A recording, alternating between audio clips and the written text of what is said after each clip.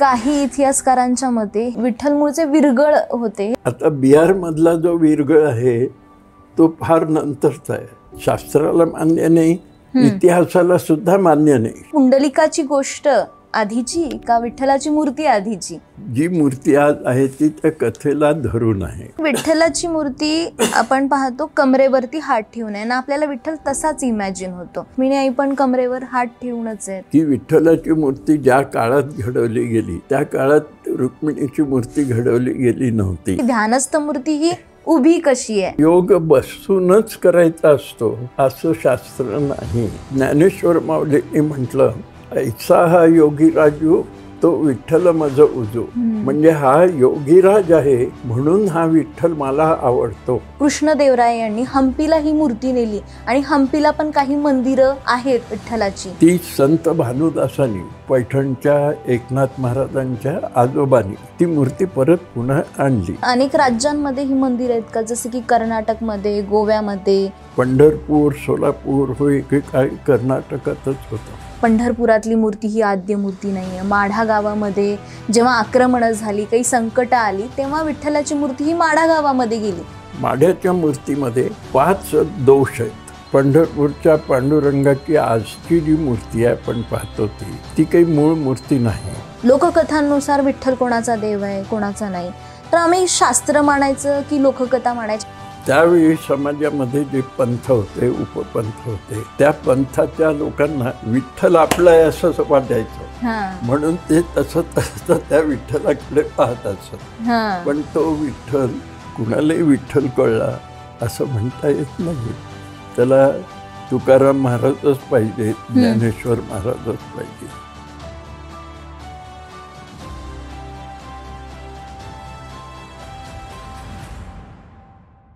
अवघ्या महाराष्ट्राचा आराध्य दैवत असलेला पांडुरंग, पंढरपूरचा विठ्ठल, आणि या विठ्ठलाची मूर्ती पाहिल्यास आपल्याला ती एक लोभसवाणी वाटते. ही मूर्ती पाहिल्यास याचं एक वैशिष्ट्य वेगळे आहे. ही मूर्ती कशी आहे, ती मूर्ती घडवली कोणी? पंढरपूरच्या या विठ्ठलाच्या मूर्तीचा इतिहास, या विठ्ठल मूर्तीची रहस्य जाणून घेण्यासाठी आपल्याला तसं व्यक्तिमत्व मोठं मिळालेलं आहे, ते म्हणजे गोब देगलूरकर सर. गोब देगलूरकर सरांबद्दल कोणाला माहिती नाही, अख्खा महाराष्ट्र आणि भारत देश जाणतो की स्थापत्यशास्त्र असेल, मूर्तीशास्त्र असेल, याबद्दलचा त्यांचा खूप खोलवर अभ्यास आहे. ते लेखक आहे आणि त्यांच्याचकडनं आपण जाणून घेऊयात की पांडुरंगाच्या या विठ्ठल मूर्तीचा इतिहास काय आणि या मूर्तीची रहस्य काय आहेत. सर, तुमचं आमच्या यूट्यूब चॅनलमध्ये खूप स्वागत आहे. आजचा आपला विषय आहे पंढरपूरचा विठोबा आणि विठ्ठलाची मूर्ती, आणि या मूर्तीची रहस्य, वैशिष्ट्य आणि याचा इतिहास. काय सांगाल की पंढरपूरच्या विठ्ठलाची जी मूर्ती आहे ती मूळची कोणी घडवली, म्हणजे त्याचा इतिहास काय? असं आहे की बऱ्याचशा गोष्टी मूर्तिशास्त्राच्या दृष्टीनं विचार केला तर त्या मूर्ती केव्हा घडवल्या गेल्या किंवा कुणी घडवल्या गेल्या याचं फारसं ऐतिहासिक दृष्टीनं माहिती मिळणं अवघड आहे. काही वेळा असं होतं की मूर्ती कोणत्या काळातली आहे हे ओळखता येतं. त्याचं कारण असं की आपल्याकडे जे इतिहासामधली काही घराणी दिसतात, कुशाणांचं आहे, गुप्तांचं आहे, चालुक्यांचं आहे, राष्ट्रकूटांचं आहे, यादवांचं आहे, तर त्या घराण्यात शिल्प घडवणं किंवा मूर्ती घडवणं ते विशिष्ट पद्धतीनं केलं जात असे. त्यामुळे ही मूर्ती 9व्या शतकातली आहे, ही 8व्या शतकातली आहे हे सांगता येतं. पण कुणी घडवलं, कारण त्यावेळी अशी नावं लिहिण्याची पद्धत नव्हती किंवा त्यावेळेचं असं रेकॉर्डही तुम्हाला मिळत नाही की अमक्यानी ही मूर्ती घडवली मग आम्ही तिथं आणून बसवली. आज जसं आपण हे करतो कित्येकदा आता मूर्तींच्या खाली वगैरे नावं लिहिलेली असतात, तशी पद्धत त्या काळात नव्हती. त्यामुळं कुणी घडवली हे नाही सांगता येत. पण ही मूर्ती केव्हा घडवली गेली हे सांगता येतं. आता पंढरपूरच्या पांडुरंगाची आजची जी मूर्ती आहे आपण पाहतो ती काही मूळ मूर्ती नाही. अच्छा. माझ्या कल्पनेप्रमाणे आणि अभ्यासाप्रमाणे ती मूर्ती इसवी सनाच्या 6व्या शतकात किंवा 7व्या शतकात घडवलेली होती मुळामध्ये. हे मी का म्हणतो तर पांडुरंगाचं त्याच्या कटीचं वस्त्र जर पाहिलं तर ते पारदर्शक आहे. अच्छा. आणि गुप्त काळामध्ये म्हणजे इसवी सनाच्या 5व्या-6व्या शतकामध्ये वस्त्राचं पारदर्शकता हे कलेच्या दृष्टीनं महत्त्वाचं लक्षण समजलं जात असे. आत्ताची जी मूर्ती आपण पाहतो ती एका अर्थाने पारदर्शकच आहे. आता ही जी मूर्ती घडवली गेली ही बऱ्याच उशिरा घडवली गेलेली आहे. आज जी पाहतो आपण आता जी आहे पंढरपुरात, पण प्राचीन मूर्ती माझ्या अभ्यासाप्रमाणे 6व्या-7व्या शतकातली असावी. त्याच्यानंतरही काही वेळा मूर्ती बदलली गेली असा इतिहास आहे. मग आता या मूर्तीवरनं आधीची मूर्ती कशी होती हे तुम्ही कसं सांगू शकाल? तर त्याचं असं आहे की जेव्हा मूर्ती बदलली जाते तेव्हा त्या कारागिराला, त्या शिल्पीला असं सांगितलं जातं की ह्या मूर्तीसारखी आम्हाला मूर्ती पाहिजे. अच्छा. म्हणजे उदाहरण द्यायचं झालं तर आत्ता ताजं उदाहरण म्हणजे जगन्नाथपुरीचा श्रीकृष्ण, बलराम आणि सुभद्रा यांच्या मूर्ती तिथं असतात. देऊळ ते इतकंच सुरेख आहे, 11-12व्या शतकात बांधलेलं अप्रतिम देऊळ आहे. कलेच्या दृष्टीनं, स्थापत्याच्या दृष्टीनं मोठं आहे आकाराने खूप. पण ह्या मूर्ती लाकडी असतात. हो. आणि त्याचं रंग वगैरे दिलेला पाहिला तर लहानपणी तो ठोकळा म्हणून भावली असायची तशा स्वरूपाच्या ह्या मूर्ती दिसतात आपल्याला. याचं कारण काय तर संकेत असे आहेत की पहिल्यांदा ज्या मूर्ती होत्या जगन्नाथाच्या वगैरे तशाच मूर्ती दर 12 वर्षांनी घडवत चाललेल्या आहेत. त्यामुळे तिथली परंपरा अशी की तशाच मूर्ती करत राहायच्या दर 12 वर्षांनी. तसं पंढरपूरचं तसं नाही. पण काय झालं, मूर्ती काही कारणामुळं बदलायची वेळ आली तेव्हा पहिल्या मूर्तीसारखीच आम्हाला मूर्ती पाहिजे असं झालं. आणि हे साहजिक आहे. असं काही वेळा झालं असताना मग आत्ताची जी मूर्ती आहे ती घडवताना शिल्पींना हेच सांगितलेलं असेल की आम्हाला अशी मूर्ती पाहिजे. बरोबर. त्यामुळं 7व्या शतकातली मूर्ती जशी होती त्याच पद्धतीनं मूर्ती घडवली गेली पाहिजे. ती आजची मूर्ती तशीच घडवली कारण पारदर्शक वस्त्र आहे जे 7व्या शतकातल्या मूर्तीतही आपल्याला दिसतं. किंवा मकरकुंडल आहेत आपण म्हणतो तर मकरकुंडल 7व्या-8व्या शतकापासून शिल्पामध्ये आल्या. त्यामुळं आपण आता ही मकरकुंडल जी आहेत तीही त्या शतकापासून चालत आलेली परंपरा आहे असं मानावं लागेल. आत्ताची जी मूर्ती आहे जी पहिली अशीच असणार हे आत्ता मी सांगितलं तुम्हाला. तर ह्या मूर्तीची काही वैशिष्ट्य आहेत. विठ्ठलाच्या मूर्तीबद्दल अनेक संतांनी रचना केलेल्या आहेत, वर्णना केली. इतक्या अभंग आहेत. तुकाराम महाराजांच्या आहेत, मुळात ज्ञानेश्वर महाराजांच्या आहेत, माऊलीचे, निवृत्तीनाथांच्या आहेत, मुक्ताबाईचे आहेत, नामदेवाचे आहेत, चोखामेळ्याचे आहेत, गोरा कुंभाराचे आहेत आणि तुकाराम महाराजांचे आहेत, रामदास स्वामीचे आहेत. आता त्या सगळ्यांच्या अभंगाचा विचार केला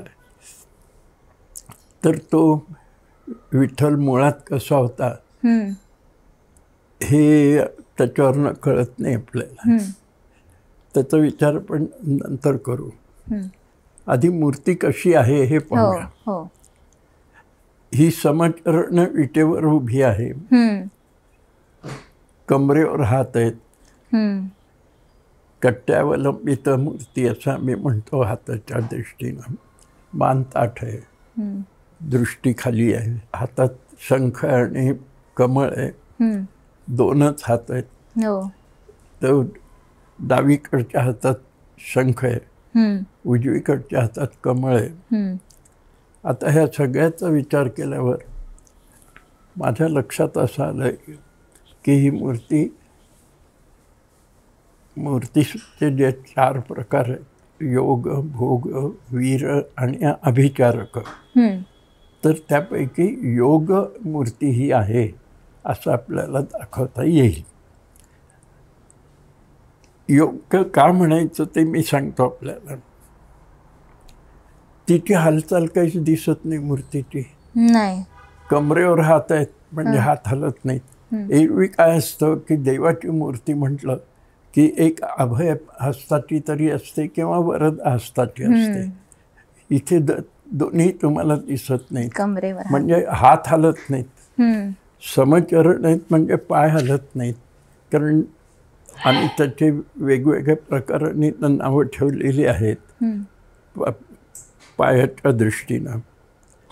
तसे नाहीत, समचरण आहेत म्हणजे हालचाल काही नाही पायाची. दृष्टी अशी ध्यानात असल्यासारखी आहे. एरवी विष्णूच्या ज्या मूर्ती असतात, केशव, नारायण, माधव असे 24 मूर्ती आहेत, त्या 4 हाताच्या असतात. शंख, चक्र, गदा, पद्म. आता चक्र आणि गदा ही शस्त्र आहेत. मग आता पांडुरंगाची ही मूर्ती योग मूर्ती आहे असं आपण जेव्हा म्हणतो तेव्हा त्याच्या हातात शस्त्र असायचं काही कारण नाही. बरोबर आहे. पण योग मूर्ती कशावरून म्हणायचं, त्याचे काही लक्षणं आहेत का? तर मी मग आपल्याला सांगितलं की योग, वीर, अभिचारक अशा मूर्तीचे प्रकार आहेत. आता जी भोगमूर्ती असते तिचं चांगलं उदाहरण द्यायचं म्हणजे तिरुपती बालाजीचं देता येईल. तिथं भक्त जेव्हा जातात तेव्हा तिथं हुंडी ठेवलेली असते. तर त्या हुंडीत ते अर्पण करतात. कोणी पैसे अर्पण करतात, कोणी सोन्याच्या वस्तू अर्पण करतात, चांदीच्या करतात. त्याचं कारण काय आहे तर तिथं तुम्हाला काहीतरी मागायचं असते. म्हणून भोगमूर्ती म्हणजे ऐहिक ऐश्वर्याकरता किंवा स्वास्थ्याकरता तुम्ही देवाचं दर्शन जेव्हा घेता आणि ह्या गोष्टी मागता त्याला भोगमूर्ती म्हणायचं. भोगमूर्ती. दुसरा प्रकार आहे वीरमूर्ती म्हणून. तर मारुतीची मूर्ती जी आहे हनुमानाची ती वीरमूर्ती, कारण की शस्त्र आहे हातात आहे. गदा आहेत हातात, पण तिथं फक्त शौर्य आणि वीरता ह्या 2 गोष्टीचीच अपेक्षा असते. किंवा महिषासुरमर्दिनी ती सुद्धा वीरमूर्ती आहे, कारण ती शत्रूवर हल्ला करणारी आणि शत्रूला नाहीसं करणारी, ठार करणारी. मग आता येते योगमूर्ती. तर योगमूर्तीचं लक्षण असं, ताम योगमिति मन्यन्ते तस्याम इंद्रियधारणाम, हे कठोपनिषदातलं वाक्य आहे. तर याचा अर्थ असा की तुम्ही हालचाल न करता इंद्रियावर ताबा ठेवून तुम्ही आहात, त्याला योग म्हणायचं. आता इथे आपण काय पाहिलेलं आहे की हाताची हालचाल नाही, पायाची हालचाल नाही, इंद्रियावर ताबा आहे तुमचा. दुसरं असं कालिदासाने फार एका वेगळ्या संदर्भात कालिदासाने वर्णन केले, निर्वात निष्कंपम इव प्रदीपम, म्हणजे दिव्याची जी वात आहे ती अजिबात हलत नाही, अशी स्तब्ध राहिलेली असते, तशी ही मूर्ती आहे, हलत नाही. दिवा असं थोडा वारा आला तरी हलते पहा, तशी हलत नाही असं ते वर्णन स्थिरतेचं कालिदासाने केलं, दुसऱ्या संदर्भात केलं अर्थात. आणि दुसरं म्हणजे मूर्ती अशी आहे की ती इंद्रियावर ताबा ठेवणारी आहे, हे आपण पाहिलं. त्याचं वर्णन असं आलं आहे पतंजलीच्या योगशास्त्रामध्ये. त्यांनी असं म्हटलं आहे की ही तुमच्या हातपाय न हलवता तुम्ही स्तब्ध उभं राहिलं पाहिजे. आणि त्याचं वर्णन मी आत्ता केलं तुमच्यासमोर. आता प्रश्न असा येतो की ही मूर्ती उभी आहे, हम्म.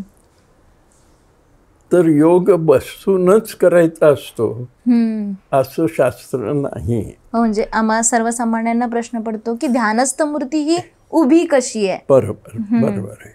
तस्याम इंद्रिय धारणम,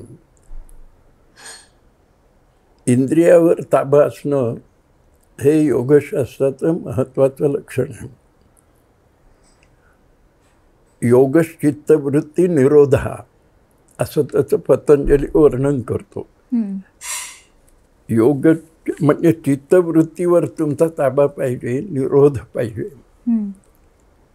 आता ह्या मूर्तीत आपल्याला असं सगळं दिसतं की नाही, म्हणून मग याला म्हणायचं योगमूर्ती. आता दुसरा प्रकार असा आहे, याचे दोनच हात आहेत त्याला. हो. केशव नारायण माधव गोविंद ही जी नामावळी आहे ती 4 हात असतात त्यांना. हो. हां, प्रत्येक हातामध्ये एक वस्तू असते किंवा एक शस्त्र असतं. गदा, शंख, चक्र आणि पद्म. यातलं गदा आणि चक्र ही आयुध आहेत, लांछनं नाहीत, म्हणजे त्यांच्या खुणा नाहीत. तर ह्या ही 2 आयुध आहेत. आणि शंख आणि पद्म हे 2 लांछन आहेत. गदा आणि चक्र का नाही? कारण हे योगमूर्ती आहे. त्याच्याकरता शस्त्राची काय गरज आहे? बरं, शंख डाव्या हातात आहे. शंख हे ज्ञानाचं प्रतीक आहे. आपण तो शंखोबाय म्हणतो, तर ते एक वेगळ्या पद्धतीनं आपण म्हणत असतो, पण शंख हे शास्त्रतः ज्ञानाचं प्रतीक आहे आणि कमळ हे पावित्र्याचं प्रतीक आहे. योग्याकरता ह्या गोष्टी आवश्यक आहेत. ज्ञानही पाहिजे त्याला. नुसतं डोळे झाकून बसण्याने योग नसतो. योगाचं ज्ञान आहे. आणि तर अशा रीतीनं ही योगाची मूर्ती आहे असं माझं म्हणणं आहे. ती उभी आहे म्हणून योगस्थानक आपण तिला म्हणतो. आता आमच्या मूर्तीशास्त्रामध्ये काय आहे की तुम्ही म्हणता म्हणून ती मूर्ती तशी होत नाही. तर ती प्राचीन ग्रंथामध्ये, आगम ग्रंथामध्ये किंवा मोठ्या अधिकारी व्यक्तीने त्याचं जर वर्णन तसं केलेलं असेल तर मग आपल्या म्हणण्याला अर्थ राहतो. बरोबर आहे. मग हे मी योगस्थानक मूर्ती म्हणतो, याला आधार काय? तर ज्ञानेश्वर माऊलींनी म्हटलं, ऐसा हा योगीराजू तो विठ्ठल मज उजू. म्हणजे हा योगीराज आहे म्हणून हा विठ्ठल मला आवडतो. आता इथं काय झालं की नुसतं योगीराज म्हटल्याने चाललं नसतं.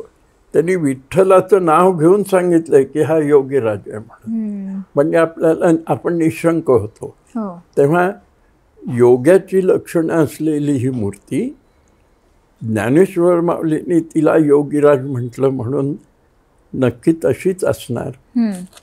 आणि दुसरं म्हणजे ब्रह्माचं वर्णन करताना आदिशंकराचार्यांनी म्हटलं परब्रह्मलिंगम भजे पांडुरंगम. तर ही परब्रह्माची मूर्ती आहे असं त्यांचं म्हणणं आहे. तेव्हा ही योगमूर्ती परब्रह्माची आहे असं आपल्याला म्हणता येईल. तर ह्या मूर्तीबद्दल पंथोपपंथांनी वर्णनं केलेली आहेत, नाही असं नाही. पण ते काय होतं की ज्या पंथाला ती मूर्ती कशी आहे असं वाटतंय तसं वर्णन त्या पंथाचे लोक करतात. बरोबर आहे. पण शास्त्राप्रमाणे जर विचार केला तर मी म्हणतो, म्हणजे शास्त्र म्हणतं तर या विठ्ठलाची मूर्ती अशी आहे. काही इतिहासकारांच्या मते हे विठ्ठल मूळचे विरगळ होते.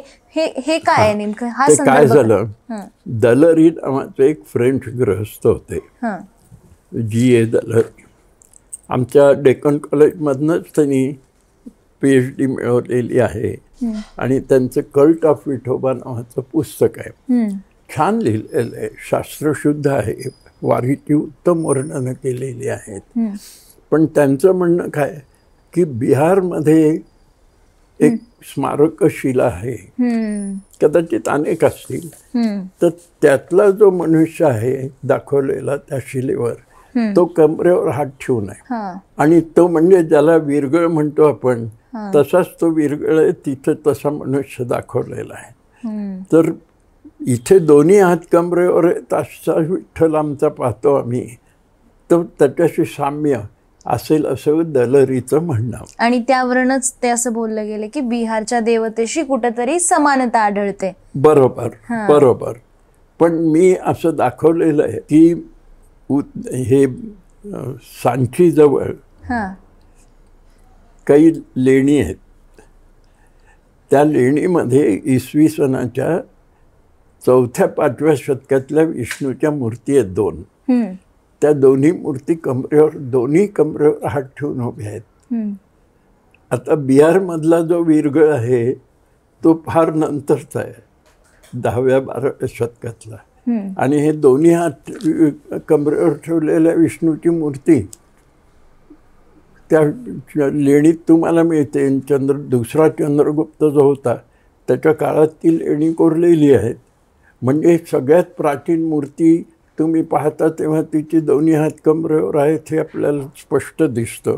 मग विठ्ठलाचे दोन्ही हात कमरेवर आहेत म्हटल्यावर त्या विरगळाची आठवण कशा करता करून द्यायची, नाही का? तेव्हा ते शास्त्राला मान्य नाही, इतिहासाला सुद्धा मान्य नाही. शास्त्राचं एखाद्या वेळी बाजूला ठेवा, इतिहासाला सुद्धा ह्या गोष्टी मान्य नाहीत, त्या जे दलरी म्हणतात त्या. मग सर, विठ्ठलाची मूर्ती आपण पाहतो कमरेवरती हात ठेवून आहे ना, आपल्याला विठ्ठल तसाच इमॅजिन होतो. मग रुक्मिणी आईची मूर्ती देखील तशीच आहे. रुक्मिणी आई पण कमरेवर हात ठेवूनच आहेत. काय होतं, नवरा ज्या पद्धतीनं उभा राहतो तशा पद्धतीनं बायको दाखवली जाते, पत्नी दाखवली जाते, मूर्तीशास्त्राच्या दृष्टीनं आपण पाहतो तेव्हा. आणि दुसरं असं की विठ्ठलाची मूर्ती ज्या काळात घडवली गेली त्या काळात रुक्मिणीची मूर्ती घडवली गेली नव्हती, ती नंतरच्या काळात घडवली गेली. त्यामुळे त्यांच्या पुढे आदर्श कोणता? विठ्ठल. मग त्याचे हात कमरेवर आहेत म्हणून रुक्मिणीचे हात कमरेवर. आणि मग याला जी एक पौराणिक कथा किंवा आख्यायिका आहे की रुक्मिणी रुसली आणि मग रुक्मिणी आईची मूर्ती वेगळीकडे, हेच आधार आहे का हे जे अंतर आहे काळाचं मूर्ती बनवण्यामागे? कारण की विठ्ठलाची मूर्ती आपण मंदिरात पाहतो आणि रुक्मिणी आईची वेगळी. बरं, लोककथेमधनं ह्या गोष्टी आलेल्या आहेत की पारिजातकाच्या झाडाच्या संदर्भात काहीतरी वाद झाले आणि रुक्मिणीला तसं पाहिजे होतं पण ते तिला मिळालं नाही, सत्यभामेकडे गेलं म्हणून रुक्मिणी रुसली आणि पंढरपूरला त्या भागात येऊन राहिली. आता असा विचार केला तर द्वारकेतली रुक्मिणी रुसल्यावर इथपर्यंत कशाला येईल, एवढ्या लांब कशाला येईल? त्यामुळं ती लोककथा आहे. पण एवढा आहे की पांडुरंगाची मूर्ती जेव्हा स्थापन झाली त्याच्यानंतर काही काळाने रुक्मिणीची मूर्ती स्थापन झालेली, हे आपल्याला स्पष्टपणे दिसतं आणि इतिहासातही असंच आहे. आणि ही विठ्ठलाची जी मूर्ती आहे आपण पाहतो विटेवरी उभा विठ्ठल असं म्हणतो आपण. मग ही पुंडलिकाची गोष्ट आधीची का विठ्ठलाची मूर्ती आधीची? काय होतं, इथं मूर्ती येत नाही, म्हणजे पुंडलिकाच्या कथेवरून आम्ही असं म्हणतो की जी मूर्ती आज आहे ती त्या कथेला धरून आहे. विठ्ठल पुंडलिकाच्या समोर येऊन उभं राहतो असं जर आपण गोष्टीत ऐकलेलं असतं तर ते मूर्ती नसते ना, विठ्ठलच असतो प्रत्यक्ष. पुंडलिक मोठा भक्त होता वगैरे गोष्ट सगळ्यांना माहिती आहे. त्याच्या आई वडिलांच्या सेवेवर खुश होऊन विठ्ठल तिथे आला. पण पुंडलिकाचं म्हणणं, मी आई वडिलांची सेवा करून झाल्यावर तुला भेटतो. तोपर्यंत त्यांनी ती वीट टाकली आणि पांडुरंग तिथे उभं राहिला अशी कथा आहे. तर ते वीट वगैरेचा जो प्रकार आहे त्याच्याबद्दल मी काही सांगणार नाही. बरं. शास्त्राच्या दृष्टीनं विचार केला तर मी थोडं मौन पाळतो. बरं. विठ्ठलाच्या मूर्तीवरती जो मुकुट आहे ना तो असा शिवलिंगासारखा दिसतो असं म्हणणं आहे अनेकांचं. बरोबर. तर ते काय होतं, काही वेळा आपल्याला पटकन जे भावतं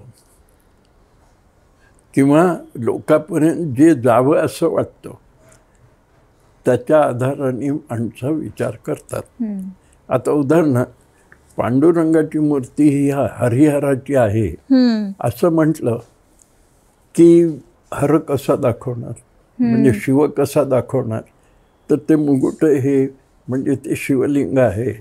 आणि शास्त्र असं सांगतं की हरिहराची जी मूर्ती आहे ती अशी उभी असते.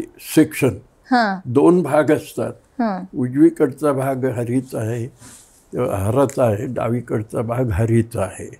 पूर्ण भाग डोक्यावर ह्या आहे आणि शिवलिंग आहे आणि मूर्ती विष्णूची आहे असं होत नाही. असं झालं तर काय होतं तुम्हाला सांगतो. म्हणजे शिव विष्णूच्या डोक्यावर बसला ना. शिव आणि विष्णू हे दोघे बरोबरीचे देव मानले जर गेले तर असं कसं होईल, एकाला कोणाला तरी श्रेष्ठत्व दिल्यासारखं असं होईल. आणि हरिहराची मूर्ती आली कशी, तर जेव्हा शैव वैष्णव या लोकांमध्ये वाद वाढले तेव्हा असं लक्षात आलं की मूर्ती एकच करावी, त्याच्यात विष्णूचाही भाग यावा आणि शिवाचाही भाग यावा, अशी ती हरिहराची मूर्ती शास्त्राच्या दृष्टीनं अशी घडवली गेली. जसं अर्धनारीश्वराची मूर्ती आहे तर पांडुरंगाची मूर्ती हरिहराची आहे असं म्हणता येणार नाही. पण शिवाने वाहिला देवराणा असं रामदास स्वामींनी सुद्धा वर्णन केलेलं आहे. देवराणा म्हणजे शिव, तर हरीच्या डोक्यावर शिव आहे असं त्यांनी म्हटलं. तर हे काय, माझं म्हणणं असं आहे की संतांनी पांडुरंगाच्या मूर्तीकडे भावचक्षुनी पाहिलेलं आहे, चर्मचक्षुनी नाही. त्यावेळी असं होतं की समाजात एकोपा निर्माण करायचं आहे, तर शैव आहेत, वैष्णव आहेत, मग त्यांच्याकरता मूर्ती कशी पाहिजे, तर हरिहराची पाहिजे. ही त्या काळच्या समाजाला धरून भावचक्षुनी घडवलेली पाहिलेली ती मूर्ती आहे. चर्मचक्षुनी पाहिलेली मूर्ती म्हटलं की मग त्याची चिकित्सा होते. आता ज्याला तुम्ही शिवलिंग म्हणता ती खरं म्हणजे ज्या काळामध्ये पहिली मूर्ती घडवली गेली त्या काळामध्ये किरीट अशा स्वरूपाचा असायचा. मग मी मघा सांगितल्याप्रमाणे ह्या मूर्तीवरनं ती मूर्ती, त्या मूर्ती म्हणून ही मूर्ती असं जेव्हा घडत गेलं तेव्हा ती किरीट तशाच आकारात राहणार ना. पण त्याला किरीट म्हणजे शिवलिंग किंवा ती दोरी दिसते अशी, म्हणजे ती शिंक्याची दोरी आहे, ती पाठीवर त्याच्या दिसते असं जेव्हा म्हणतो आपण. कारण एकदा आम्ही गोपाळाचं वर्णन केलं म्हणजे गुराख्याचं, की आम्हाला ते शिंक दाखवावं लागतं, काठी दाखवावं लागते. हो, ते घुंगरू काठी पण आहे विठ्ठलाच्या मूर्तीमध्ये. मी काय होतं, धनगरांची जी काठी असते किंवा गुराख्यांची जी काठी असते ती डोक्यापर्यंत उंच असते किंवा त्याच्याहून जास्त उंच असते. आणि इथे काठी जरी म्हटलं तुम्ही तर इथे लहान काठी आहे. आता माढ्याच्या मूर्तीत तर बाजूला काठी दाखवली आहे त्याच्यावर हात ठेवून, म्हणजे आपण जशी आपली काठी घेऊन उभं राहतो तसा विठ्ठल उभा दाखवलेला आहे काठीवर हात ठेवून. आणि पंढरपूरच्या पांडुरंगाच्या मूर्तीला अनुसरून जेव्हा लोक काठी म्हणतात तेव्हा खरं म्हणजे त्या वस्त्राच्या निऱ्या आहेत. आपण जर ती मूर्ती पाहिली नीट तर त्या दोन्ही मांड्यातनं अशी निऱ्या जातात आणि त्या खाली अशा वळलेल्या असतात. तर त्याला काठी कसं म्हणणार. तेव्हा काय होतं की तुम्हाला अभिप्रेत जे आहे ते तुम्ही त्या मूर्तीत पाहता असं होतं. पण ते तसं चर्मचक्षुने पाहिलं तर ते खरं नाही. आता जी जी संतांनी वर्णनं केली ती आपल्याला पंढरपूरच्या मूर्तीमध्ये दिसतात. काय होतं की पण मी जे म्हणालो की हरिहर वगैरे या बाबतीत आपल्याला मूर्तीच्या दृष्टीने विचार केला तर आपली मतभिन्नता त्यात आहे. पण एकूण पांडुरंगाची, मी जसं आता तुम्हाला म्हणालो, ज्ञानेश्वर महाराजांनी म्हटलं की ती योगाची ऐसा हा योगी राजू तो विठ्ठल माझं उजू. उजू म्हणजे आवडणं. तर ती योगी राजाची मूर्ती म्हणून केली. काही संतांनी हरिहर त्याला म्हटलं, काही संतांनी अजून वेगळ्या प्रकाराने त्याचं वर्णन केलं. तर ही वर्णनं जी आहेत ते मी सांगितलं की तुमच्या भावाचं प्रक्षेपण आहे त्या मूर्तीच्या बाबतीत. असं होतं. आणि काय होतं, बघा एक विचार होता की त्यावेळी समाजामध्ये जे पंथ होते, उपपंथ होते, त्या पंथाच्या लोकांना विठ्ठल आपला आहे असं वाटायचं. म्हणून ते तसं त्या विठ्ठलाकडे पाहत असत. पण तो विठ्ठल, आणि मूळ म्हणजे विठ्ठल कळणं अवघड आहे.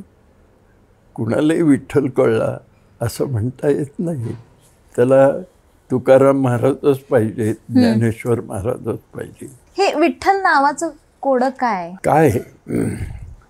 ही विष्णूची मूर्ती आहे विठ्ठलाची, हे आपल्याला मान्य आहे. त्याला 2 हात आहेत आणि केशवनारायणाला 4 हात असतात. त्या ज्ञानेश्वर महाराज, निवृत्तीनाथ महाराज या सगळ्यांनी त्याचं वर्णन केलं. 24 वेगळा हा 25. असं का म्हटलं तर केशवनारायणाला 4 हात असतात, याला 2च हात आहेत. म्हणजे हा वेगळा आहे की नाही. पण त्यांचं म्हणणं हा त्याच रांगेतला आहे, हा 25वा आहे, त्यांच्यापैकीच आहे. 25वा का म्हणलं आम्ही त्याला, तर याला 2 हात आहेत म्हणून. पण आत्ता मी मागे सांगितलं तुम्हाला 2 हातामध्ये शंख आणि कमळ आहे, शस्त्र नाहीत. म्हणजे आता विठ्ठल जर योगाच्या ध्यानात उभा असणार असेल तर केशवनारायणापेक्षा याला 2च हात द्यायला पाहिजे, 4 देता येत नाहीत. योगस्थानक आहे म्हणून हा फरक आहे. आणि त्याचं कारण योगाची मूर्ती आहे म्हणून 2 हात आहेत. पण आहे तो केशवनारायणाच्या टोळीत बसणारा, त्यांच्यापैकीच आहे असं झालं. आपण काय म्हणालात आता, विठ्ठल नाव, हे विठ्ठल नाव काय पडलं विठ्ठलाचं, तर विष्णू याचं ते अपभ्रष्ट रूप आहे विठ्ठल. मी सांगतो काय ते. इसवी सनाच्या 7व्या-8व्या शतकामध्ये विष्णुवर्धन नावाचा एक राजा होता. चोलांच्या पैकीच होता तो. वेंगी म्हणून जो भाग आहे ह्याच्यात पूर्वेला, भारताच्या पूर्वेला, ते जे वेंगीचं राज्य होतं तिथं पुलकेशीन दुसरा जो बदामीवर राज्य करत होता, त्यांनी आपल्या भावाला तिकडे पाठवलं आणि तू वेंगीवर राज्य कर असं सांगितलं. हा कुब्देव विष्णुवर्धन म्हणून इतिहासात प्रसिद्ध आहे. कुब्देव म्हणजे त्याच्या कुबडा होता तो. त्याच्याबद्दलचे जे शिलालेख आहेत त्यापैकी काही शिलालेखामध्ये त्याला विठू म्हटलंय. विष्णूचं विठू असं अपभ्रष्ट रूप झालं. आणि मग त्याला मोठेपणाच्या संदर्भात प्रत्यय लावण्याकरता म्हणून ल लागलं. तर ते विठूचं विठ्ठल झालं, विठूचं विठ्ठल झालं. असं भाषाशास्त्राच्या दृष्टीनं आपल्याला सांगता येईल. त्यामुळं काय झालं की हे मी भाषाशास्त्राच्या संदर्भात बोललो, पण ते इथं विठ्ठलालाही लागू आहे. कारण हा विष्णूची मूर्ती आहे. ही विष्णूची आहे म्हणजे विठूची आहे. विठूला ल लागलं म्हणून तो विठ्ठल आहे. हो, बरोबर आहे. आता याच विठ्ठलाच्या मूर्तीबद्दलची वेगवेगळी मतं आहेत. पंढरपुरामध्ये जो विठोबा आपल्याला दिसतो त्याच्याबद्दलची वेगवेगळी मतं इतिहासकारांनी लेखकांनी लिहून ठेवली आहेत की पंढरपुरातली मूर्ती ही आद्य मूर्ती नाही आहे. माढा गावामध्ये जेव्हा आक्रमणं झाली, काही संकटं आली, तेव्हा विठ्ठलाची मूर्ती ही माढा गावामध्ये गेली, बोललं गेलं. तर त्याचे संदर्भ काय, आम्ही काय बघावं त्याच्याकडे? काय आक्रमणाच्या वेळी, अफजल खानाच्या आक्रमणाच्या वेळी, औरंगजेबाच्या आक्रमणाच्या वेळी विठोबाची मूर्ती हलवली गेली हा इतिहास आहे. हो. आणि पंढरपूरजवळ देगाव म्हणून एक गाव आहे. हो. तिथल्या पाटलाला ती मूर्ती त्याच्या ताब्यात दिली गेली. इतिहासाच्या आमचे गह खरे जे आहेत त्यांनी असं म्हटलेलं आहे की त्यावेळी त्या पाटलाकडनं पावती घेतलेली आहे. हो. आणि ती जेव्हा संकट टळलं तेव्हा ती मूर्ती आणताना लिहून दिलं की आमच्या ताब्यात मूर्ती आली आता विठ्ठल. बडवेंकडनं लिहून घेतलं की आम्ही सोपवली तुम्हाला. बरोबर. तर हा इतिहास आहेच, म्हणजे त्यात नाकारण्यासारखं काही नाही. पण मग एका वेळी ती मूर्ती माढ्याला गेली असं म्हणतात. त्याचा खरा इतिहास सांगतो तुम्हाला. इतिहासाच्या राजवाडे तुम्ही ऐकून असा. तर राजवाड्यांनी असं लिहिलं की मी पंढरपूरला गेलो असताना मला एक म्हातारा भेटला आणि त्यांनी मला सांगितलं की संकटाच्यामुळं इथली मूर्ती माढ्याला नेली होती. मग राजवाड्यांनी लिहिलंय पुढे की संकट टळल्यावर ती मूर्ती पुन्हा आणली आणि पंढरपुरात तिची स्थापना झाली.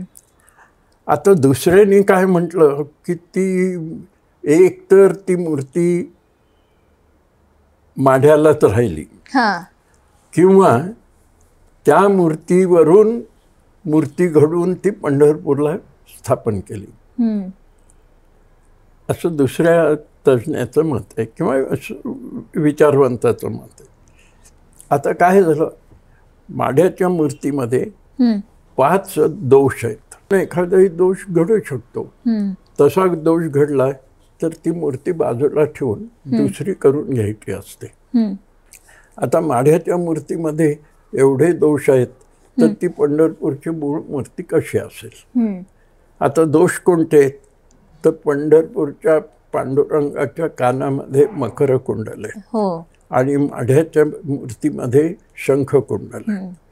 पंढरपूरच्या पांडुरंगाजवळ काठी नाही आणि माढ्याच्या जवळ काठी आहे, पण वयस्क माणसांनी अशी काठी हाताखाली धरायची अशा पद्धतीची ती काठी दाखवलेली आहे. ती धनगराची काठी नाही आहे, उंच अशी. नंतर छातीवर एकाने असं म्हटलं की श्रीवत्स काढणं राहून गेलं म्हणून त्यांनी अक्षरात लिहिलं श्रीवत्स म्हणून. तोच कूटमंत्र असं म्हटलं त्याला, लिहिलं. आता माझं म्हणणं असं की तुम्ही झाशीच्या राणीचा पुतळा केला आणि तिच्या हातात तलवार द्यायचं राहिलं, विसरून गेला, तुम्ही तलवार असं लिहिता का? नाही. तेव्हा ती मूर्ती बाजूला करून पुन्हा दुसरी करूनच ते श्रीवत्स दाखवायचं असतं. कांसे पितांबर मूर्ती नाही म्हणजे काय ते सांगतो. आणि दुसरं असं झालं की पांडुरंगाच्या मूर्तीत दोष म्हणजे माढ्याच्या मूर्तीत जे दोष आहेत ते आत्ताच्या पांडुरंगाच्या मूर्तीत तुम्हाला दिसत नाहीत. ही मूर्ती अगदी वेगळी आहे. तेव्हा माढ्याची मूर्ती ही मुळातली म्हणणं हे इतिहास माहिती नसणं, मूर्तिशास्त्र माहिती नसणं असा त्याचा अर्थ होतो. यातलाच एक फरक की माढ्याची मूर्ती ही नग्न आहे म्हणतात आणि ती कासे पितांबर वगैरे, हा फरक म्हणजे पंढरपूरच्या मूर्तीमध्ये आणि माढ्याच्या मूर्तीमध्ये फरक आहे. तर हा काय संदर्भ आहे? 2-3 उदाहरणं देता येतील, त्याच्याबद्दल कारणे देता येतील. एक तर माढ्याच्या मूर्तीमध्ये आणि पांडुरंगाच्या मूर्तीमध्ये साम्य अजिबात नाही. आणि खरं असं आहे त्याचं ऐतिहासिक दृष्टीनं पाहिलं तर राजवाड्यांना एका म्हाताऱ्या माणसाने ही कथा सांगितली आणि राजवाड्यांनी लिहिलंय ती पंढरपूरला पुन्हा आली मूर्ती. आता एका म्हाताऱ्याच्या शब्दावर विसंबून तुम्ही पांडुरंगासारख्या एवढ्या मोठ्या दैवताच्या बद्दल माढा आणि पंढरपूर करणं हे अत्यंत गैर आहे. आणि ते खरं म्हणजे राजवाड्यांच्याकडनं असं विधान होणं हे थोडं आश्चर्याचं वाटतं मला. पण दुसऱ्यांनी जेव्हा माढ्याच्या मूर्तीवर लिहिलं तेव्हा त्यांनी ती मूर्ती परत आणली हे अध्यारूढ ठेवलं, त्याचा उल्लेखच केला नाही. सद्दिग्ध माहिती आहे, फक्त माढ्यालाच नेली असं म्हटलेलं आहे. पण असंही म्हटलं गेलंय की माढ्यातनं मूर्ती वापस आणली गेली असेल आणि त्या याच्यातनं एक आठवण म्हणून किंवा ते एक पूजनीय म्हणून माढ्यामध्ये एक विठ्ठलाची मूर्ती साकारली गेली नव्याने, वेगळी.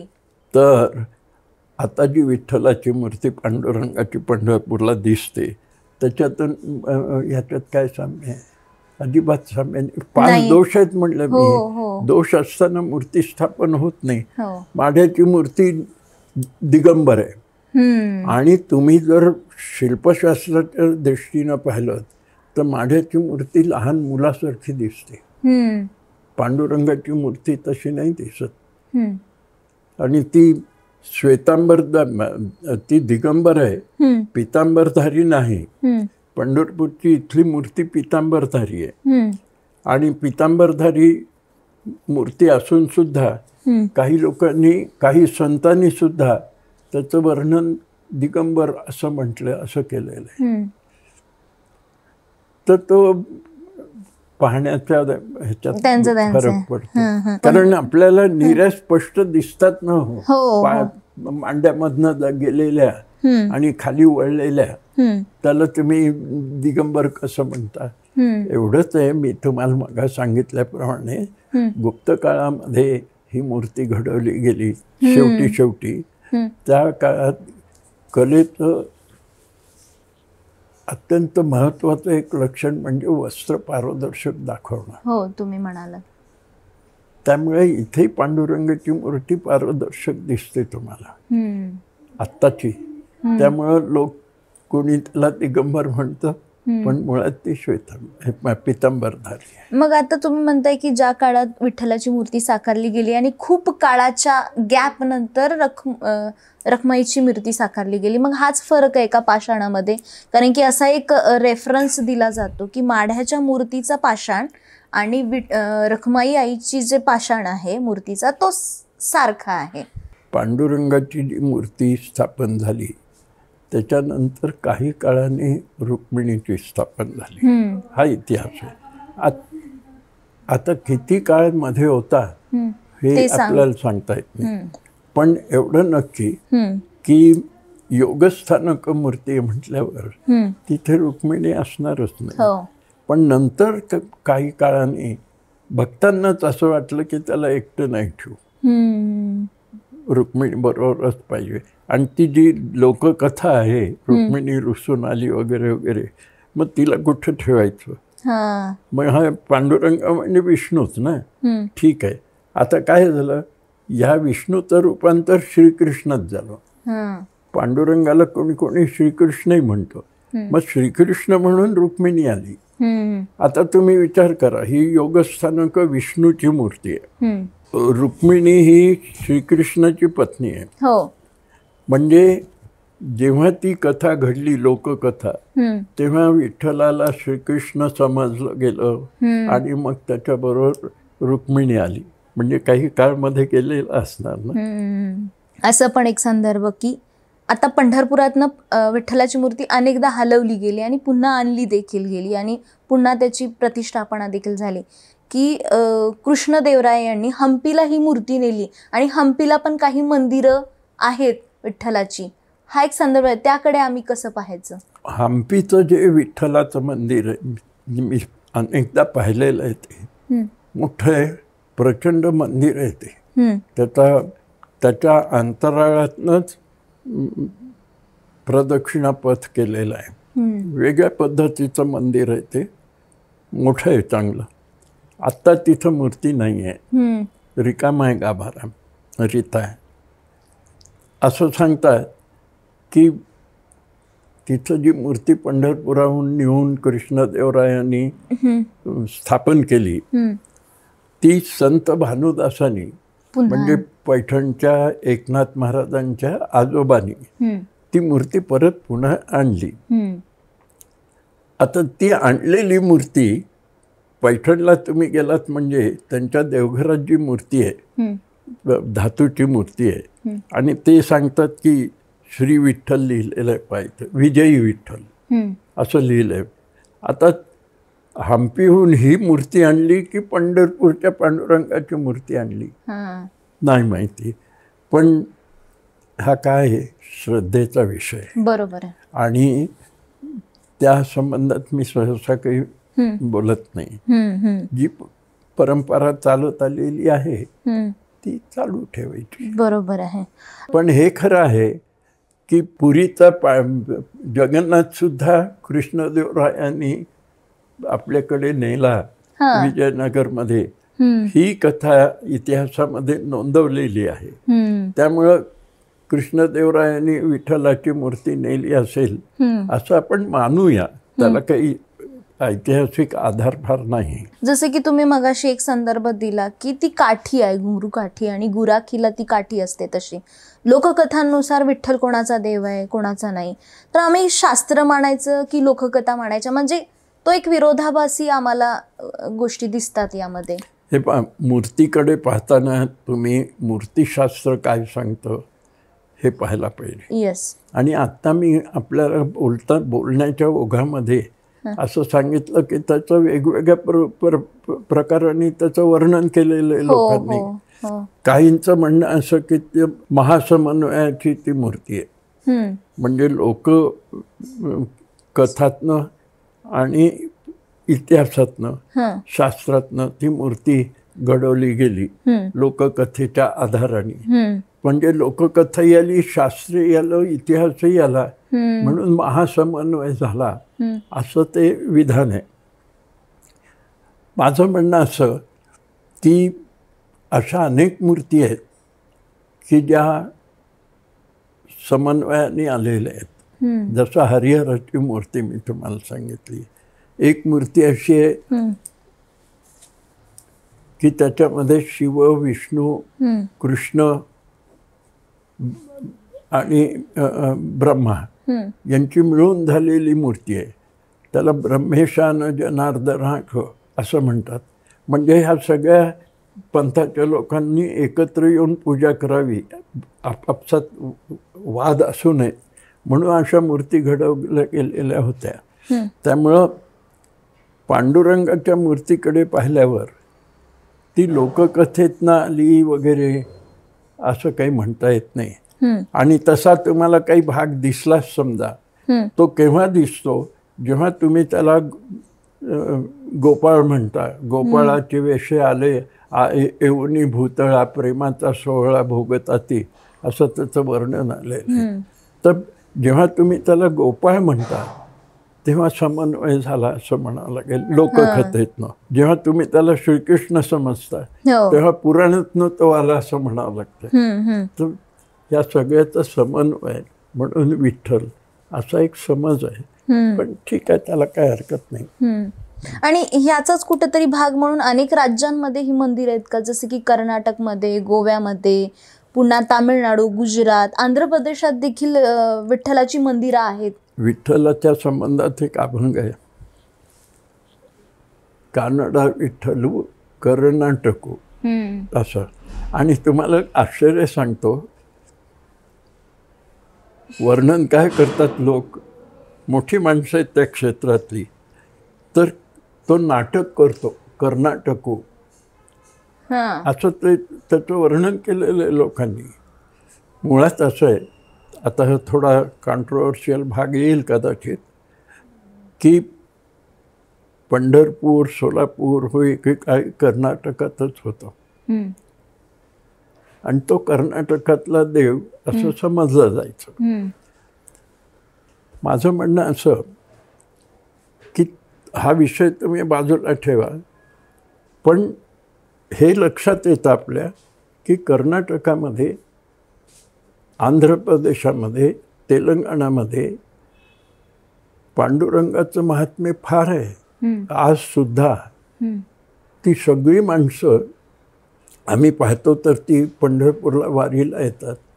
अनेक कर्नाटकातली माणसं अनेक येतात, आंध्रातली येतात, आणि तमिळनाडूबद्दल लोक फारसं बोलत नाही, कारण लोकांना माहीत नाही की हा संप्रदाय तमिळनाडूमध्ये पसरलेला होता. काय झालं, माझे बंधू ह्या वारकरी पंथाचे एक प्रमुख समजले जातात. त्यांना तिकडे तामिळनाडूत बोलावलं होतं त्यांच्या भक्तांनी. तर चेन्नईपासून ते कन्याकुमारी बरोबर पर्यंत मी त्यांच्याबरोबर गेलेलो होतो. आणि अनेक गावामध्ये विठ्ठलाची मंदिर आहे, विठ्ठल रुक्मिणीची. ते सालेम म्हणून एक गाव आहे जिथं स्टीलची भांडी होतात असं प्रसिद्ध. त्या सालेममध्ये तर विष्णूचा करता एक चांदीचा रथ, रुक्मिणी करता एक चांदीचा रथ, आणि त्याचं दर एकादशीला प्रदक्षिणा असते तिथल्या तिथे. म्हणजे इतकं तामिळनाडूमध्ये सुद्धा विठ्ठलाचं खूप महात्म्य होतं, पण सामान्यतः ते लोकांपर्यंत आलेलं नाही. पण मी स्वतः ते अनुभवलं. गावोगावी विठ्ठलाच्या मूर्ती आहेत आणि गुजरातमध्ये आहेत, आणि गुजराती माणसं येतात दर्शनाला वगैरे. पण जास्त करून दक्षिणेकडची भक्त मंडळी पंढरपूरला येत असतात. तुम्ही आता उल्लेखच केलाय तुमच्या बंधूंचा किंवा चुलत बंधूंचा. देगलूरकर हे घराणं वारकरी संप्रदायाशी खूप जवळचं आहे. तर तुमच्या घराण्यात विठ्ठल पूजा कधीपासून होती आणि काय हे धोंडा महाराज आम्हाला माहिती आहे देगलूरकर, काय सांगाल त्याबद्दल? सांगतो तुम्हाला. काय की वारकरी पंथ कसा निर्माण झाला ते सांगतो आधी, आणि का झाला. आता हे जे संत होते, ज्ञानेश्वर महाराज, निवृत्तीनाथ, सोपानदेव हे नाथपंथी होते. एकनाथ महाराज हे दत्तोपासक होते. जनार्दन स्वामीचा उपदेश त्यांना होता आणि दत्ताचा उपासक. तुकाराम महाराज राघव चैतन्य, केशव चैतन्य यांचे शिष्य आहेत. म्हणजे ही संत मंडळी. आणि रामदास महाराज ते काही त्यांना वारकरी समजत नाही, धारकरी समजतात, पण त्यांचं रचना त्यांच्या काही आहेत विठ्ठलाबद्दल. असा का उभा श्रीरामा, मदमोहन मेघश्यामा असं वर्णन रामदासांनी केलेलं आहे. त्या स्वामी रामदास किंवा हे संत हे ते वेगवेगळ्या देवाची उपासना करणारी माणसं आहेत. मग पंढरपूरला ही माणसं का झाली एकत्र? त्याचं कारण मी ऐतिहासिक मानतो. काय झालं की त्या काळामध्ये, ज्ञानेश्वरांच्या काळामध्ये मुघलांचा आश्रम, मुसलमानांचं आक्रमण होत होतं. ही संत मंडळी काही लढवय्ये नाहीत, वारकरी लढवय्ये नाहीत, पण त्या काळात समाजाची गरज अशी होती की सगळ्यांनी एकत्र यायचं. मताचं एकमेकाला देवाणघेवाण व्हायला पाहिजे. 8-10 दिवस एकत्र राहण्याने एकोपा निर्माण होतो आणि एक संघटन असं तयार होतं की ज्याच्या संबंधात आक्रमकांना काळजी घ्या, म्हणजे भीती वाटावी. हे एक ऐतिहासिक कारण आहे. कारण वेगवेगळ्या देवाची उपासना करणारी माणसं एकत्र येऊन विठ्ठलाचीच उपासना का करायला लागले? बरं, शास्त्र असं आहे, म्हणजे परंपरा अशी आहे की हे आपापल्या देवाची उपासना करतातच.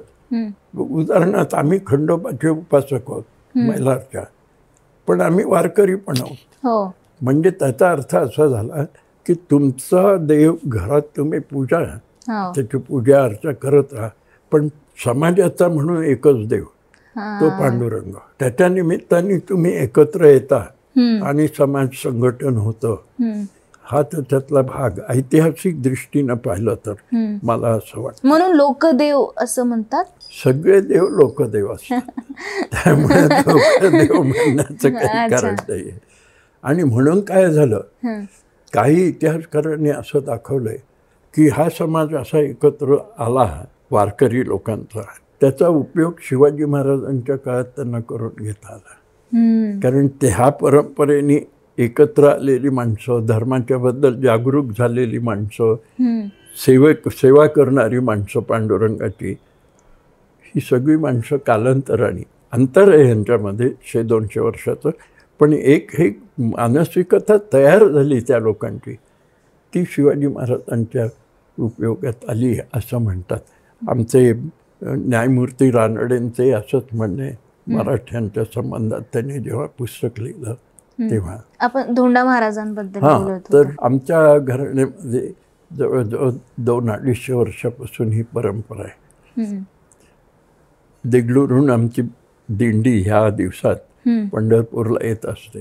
बरोबर 200-400 लोक असतात आणि हे 200-250 वर्षापासून आमच्याकडे चालू असलेलं आहे. आणि आमच्या घराण्यामध्ये एक नियम असा आहे की कुणीतरी एक जण पंढरपूरला चातुर्मास करायला थांबलंच पाहिजे, राहिलंच पाहिजे 4 महिने. मग 5व्या पिढीमधले धोंडा महाराज देगलूरकर हे समाजाला जास्त माहिती असलेली व्यक्ती आहे. कारण ज्ञानेश्वरीवर वगैरे प्रवचनं त्यांची असायची, कीर्तनं असायची. त्यांनी काही ग्रंथही लिहिलेत. नारद भक्तिसूत्र म्हणून आहे, हरिपाठावर पुस्तक आहे. तर हे पंढरपूरला 4 महिने राहत असत. आणि तुम्हाला आश्चर्य सांगतो किंवा घटना सांगतो की चातुर्मासामध्ये त्यांची प्रवचन व्हायची. धोंडा महाराज आमचा मठ आहे पंढरपूरला मोठा. तर तिथं रोज 500-700 लोक ते प्रवचन ऐकायला असत. काही माणसं तर ते प्रवचन ऐकावीत ज्ञानेश्वरीवरची म्हणून मुद्दाम 4 महिने येऊन राहत असत गावोगावची माणसं. तर तेव्हा त्यांचा मी पुतणे आहे. त्यामुळं माझं काही अभ्यास या शास्त्राचा झाला असेल तर त्या घराण्याचं देणं मला, असं मी मानतो. आता आपण विठ्ठलाच्या मूर्तीचं जेव्हा दर्शन घेतो तेव्हा डोकं टेकून पायावरती दर्शन घेतो. आणि ही पद्धत मला वाटतं ही इथलं वैशिष्ट्यच म्हणायला लागेल. आधी कवटाळून आलिंगन घेता यायचं, ते आता घेता येत नाहीये. ही प्रथा कुठंतरी बंद पडली, त्याबद्दल काय सांगाल? मी थोडं वेगळ्या शब्दात सांगतो तुम्हाला. ती आलिंगन देऊन दर्शन घेतलं जात असे असं मूर्तीकडे पाहून वाटत नाही. कारण ती मूर्ती मी मागणंही पाहिलेली, पुढूनही पाहिलेली आहे. त्या मूर्तीच्या संबंधात काही अभ्यास करताना मला ते भाग्य लाभलं की मी ती मूर्ती पूर्ण पाहू शकलो मागून पुढून.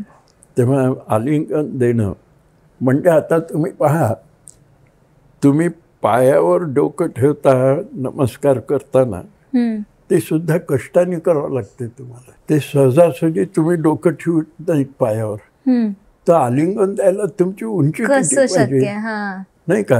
आणि जर असं असेल असं वाटलं तर त्याचा अर्थ विठ्ठलाची मूर्ती खाली होती, आहे त्यापेक्षा, असं म्हणावं लागतं. आणि काय त्या विठ्ठल मूर्तीला मागून असं टेकू दिलेलं आहे. त्यामुळं ते आलिंगन देणं हे योग्य होईल असं मला वाटत नाही. पण पादस्पर्शपूर्वक दर्शन हे पांडुरंगाचं पंढरपूरलाच तुम्हाला मिळेल. इतर कुठल्याही देवाच्या ठिकाणी गाभाऱ्यात जाऊ देत नाहीत दक्षिणेकडे तर. आणि दक्षिणेकडे विशेषतः मी रामेश्वरला वगैरे गेलो तेव्हा पाहिलं तर, किंवा तिरुपतीला, गाभाऱ्यामध्ये दिवे लाईट नसतात.